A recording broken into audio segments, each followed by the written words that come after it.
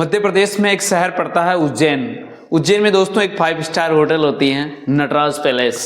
Nataraj hotel के अंदर एक लड़का और लड़की आते हैं और अपने लिए रूम बुक करते हैं।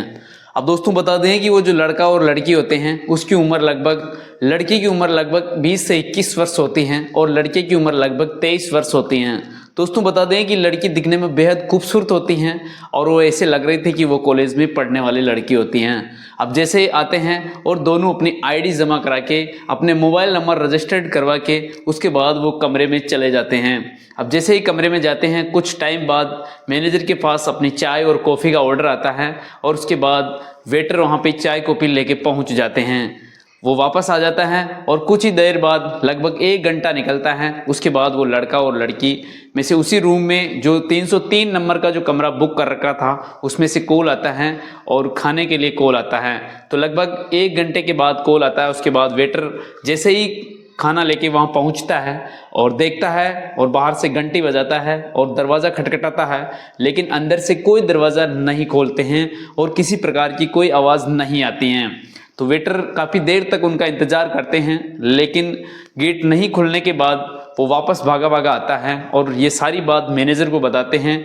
मैनेजर को बताने के बाद मैनेजर खुद वहाँ पे जाता है और घंटी बजाता है, दरवाज़ा खटखटाता है, लेकिन किसी तरह की कोई आवाज़ नहीं आती है। नहीं आने के बाद मैनेजर खुद जो डुप्लीकेट जो चाबी होती हैं, जो एक तरीके से अपने पास एक्स्ट्रा चाबी रखते हैं प्रत्येक कमरे की, उस चाबी की सहायता से मैनेजर ने जैसे ही कमरा खोलता है तो मैनेजर जो हालात देखता है, जैसे ही कमरे को खोल के उनके पैरों तले ज़मीन खिसक जाती हैं और वो हक्का बक्का रह जाता है, क्योंकि जो नज़ारा देखा था जो बहुत ही खौफनाक था। जो लड़की की बेरहमी से कत्ल कर दिया जाता है, उसको बेरहमी से मार दिया जाता है। अब दोस्तों जैसे ही मारते हैं तो मैनेजर के होश उड़ जाते हैं। उसके बाद वो खुद कुछ टाइम के बाद पुलिस वालों को फ़ोन करते हैं और कुछ ही देर के बाद पुलिस वहाँ पे पहुँच जाती है 303 नंबर कमरे के पास। और देखते हैं तो लड़की की एक तरीके से जानवर की तरह उसके साथ बेरहमी से उसके साथ दरिंदगी की थी और उसके बाद उसको बेरहमी से मार दिया जाता है, क्योंकि जो उसका चेहरा था बिल्कुल खून से सना हुआ था, बिल्कुल खून से लथपथ था। ये बात देख के पुलिस वाले भी चौंक जाते हैं कि कैसे एक उन्हीं का साथी था जो उनके साथ एक तरीके से दोस्त बन के आया था, वो उसके साथ इतना खौफनाक परिणाम या खौफनाक घटना को कैसे अंजाम दे सकता है। कुछ ही देर बाद पुलिस वाले उनके परिजनों को बुला लिया जाता है। परिजन भी वहाँ आते हैं और आके उनका रो रो के बुरा हाल हो जाता है, क्योंकि जो वो लड़की थी घर में सबसे बड़ी और समझदार थी, जिसके कारण उनके घर में एक तरीके से सहारा होने लग जाता है।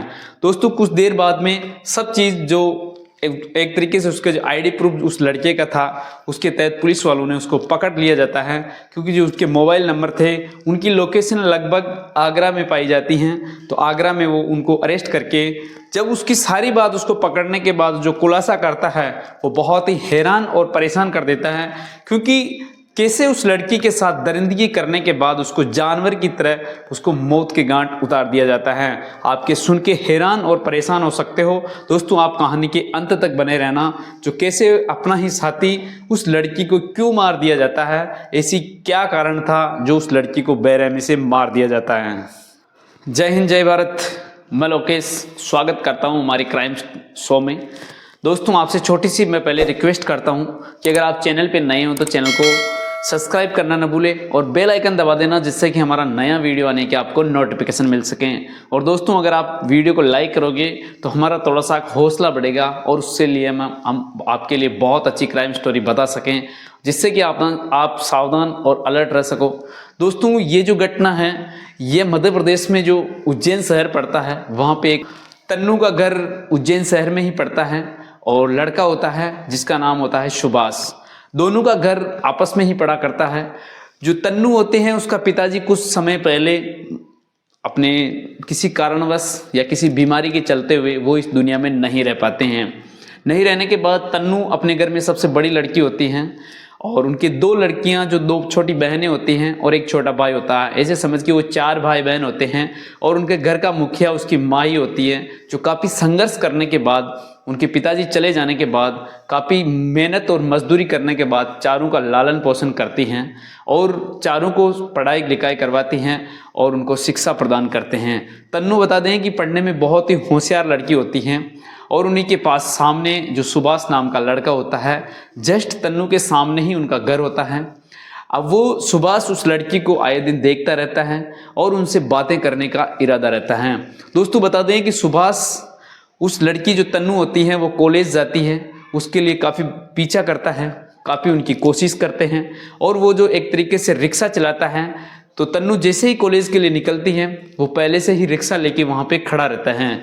अब जैसे ही जाता है और तन्नू को अपने रिक्शे में बिठाने की कोशिश करता है, तन्नू पहले उसके साथ नहीं बैठती है, उसको मना कर देती है कि मैं मेरे परिवार की जिम्मेदारी है और मेरे पिताजी इस दुनिया में नहीं रहे हैं, मेरी माताजी है जो पूरे घर की एक तरीके से उनके पास जिम्मेदारी है और मैं उनका विश्वास नहीं तोड़ूंगी और मैं इस तरीके का घिनौना काम नहीं करूंगी और आप आपके काम कीजिए, मुझे परेशान मत कीजिए।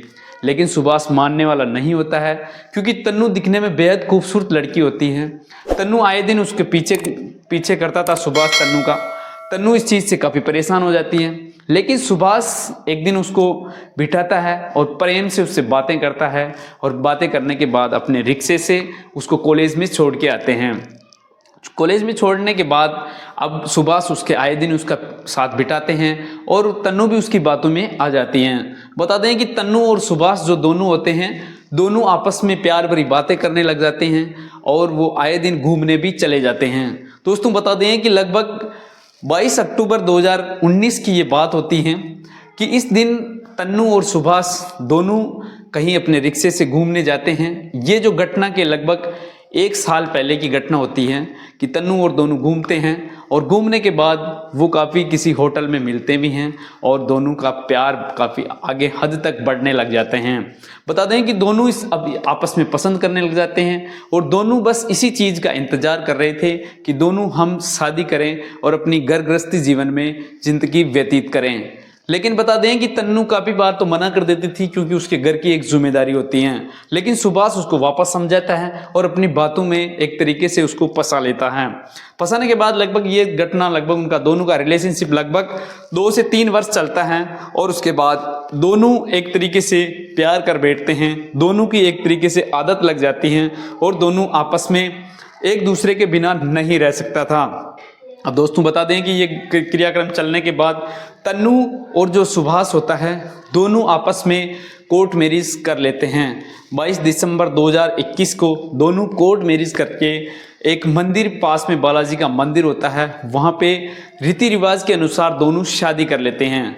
अब दोस्तों दोनों शादी करने के बाद दोनों खुशहाल जिंदगी जीने के दोनों के सपने सजते हैं, समय निकलता है। लेकिन जो तन्नू होती है उसका एक विचार आता है कि मेरी माँ इतना संघर्ष करके मुझे पढ़ाया लिखाया और मुझे इस लायक बनाया, मुझे इस काबिलियत बनाया, तो वो सुभाष के साथ रहना उचित नहीं समझती थी। अब सुभाष को दूर रहना पसंद नहीं होता है, दोनों में काफ़ी एक तरीके से तनाव होने लगता है, दोनों में काफ़ी एक तरीके से लड़ाई झगड़े होने लगते हैं, बस इसी बात को लेके कि आप मेरे साथ रहो। सुभाष ये बात बताता है और तन्नू बोलती है कि मैं मेरी माँ के पास रहूँगा। अब जैसे जैसे समय निकलता है तन्नू सुभाष से दूरी बनाने लगती है और सुभाष उसके करीब जाने लग जाता है, बस यही कोशिश चलती है। दोनों के बीच में एक तरीके से वो दूरी बना लेते हैं। तन्नू यहाँ तक कि उनके जो सुभाष के नंबर भी ब्लैक लिस्ट में डाल दिया जाता है, यहाँ तक कि वो तन्नू सुभाष से बात करना भी पसंद नहीं करती हैं।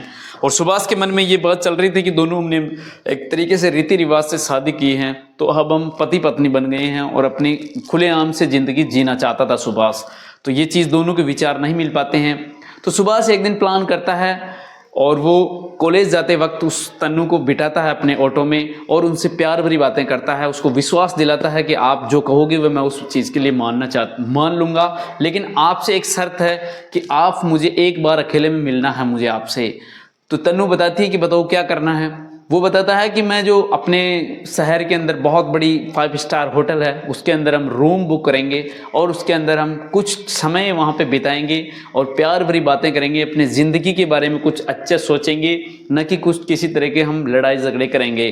तन्नू सुभाष की बातों में आ जाती है और सुभाष और तन्नू दोनों जो नटराज होटल होती हैं वहाँ पे पहुँच जाते हैं और 303 नंबर के कमरा बुक कर लिया जाता है। अब ये बात सब सुभाष अपने जब सरेंडर करने के बाद या अरेस्ट होने के बाद सब अपने बयां किया हुआ के आधार पे होता है। अब जैसे ही रूम में जाते हैं पहले वो चाय कॉफ़ी ऑर्डर करते हैं और प्यार भरी बातें करते हैं। अब प्यार भरी बातें करते करते जैसे ही तन्नू को वो बताता है सुभाष कि आप और हम इतना दूर क्यों रह रहे हैं और आप मुझे क्यों इतना तड़पा रही हो, तो तन्नू बताती है कि मैं मेरे घर के अंदर बहुत जिम्मेदारी है, मैं ऐसा नहीं कर सकती जो आपके साथ रहूँगी।